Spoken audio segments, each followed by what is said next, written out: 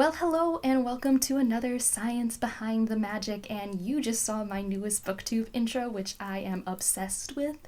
My friend Alyssa made that and all the graphics you're going to see in this video today, so I'm going to have all of her information linked down below. You should check her out.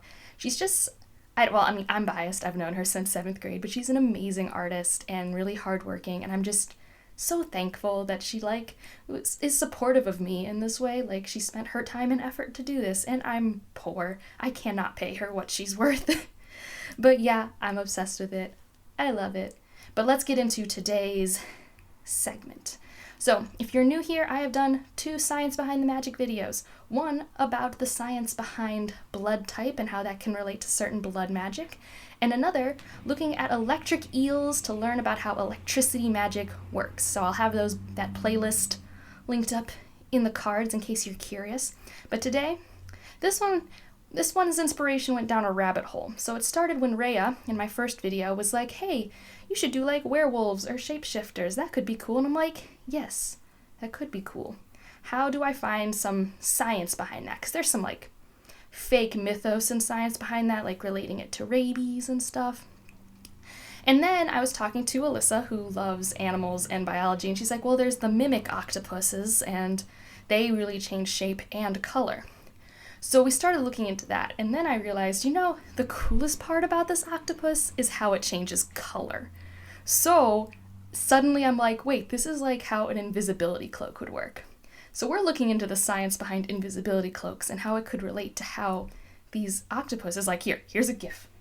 Look at that. This is really cool.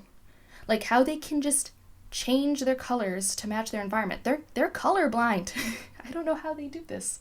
Well, I know a little bit because that's what I went into because I was just fascinated. I don't know about you guys, but my childlike wonder is how are they doing this? So, we're going to get into it. How do they do it? Well, they do it with special organs within their skin cell. So these are called chromatophores.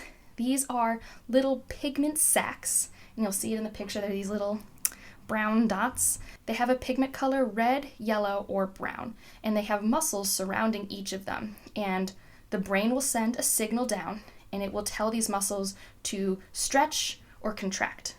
And based on that, it will make the skin either, say it tells all the brown ones to stretch, then you will have more brown pigment. Say it tells all the yellows to contract, you will have less yellow pigment, etc. So the brain tells these cells to stretch and retract, and that's what changes the actual color with these chromatophores. Now, it's more complicated than that, though, because I told you there are these 3 pigment colors, yellow, brown, and red, and that's obviously not enough colors for everything they are working with, even when you're combining it. They also have, you can see here, iridophores. These are the really pretty, you can see all the rainbows in this image. These are iridescent, so that's kind of like when you see an oil spill on the road, that's iridescent. It's that rainbow color. And so what happens is based on the angle of this little part of the skin, because it's its own portion of the skin cell, based on whether it's flat or on an angle, it will reflect blue or red or other color lights. So that combined with these pigments can really help it turn into a wide assortment of colors, especially, it's underwater, so if you can reflect off blue, that's extremely useful.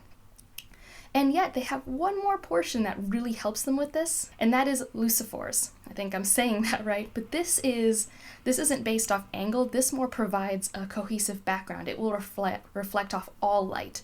So if white light's reflected off of it, it will reflect back white. If it's blue light, what's filtered sometimes at lower sea levels, it will reflect back blue, and that can really also help it blend in to its environment.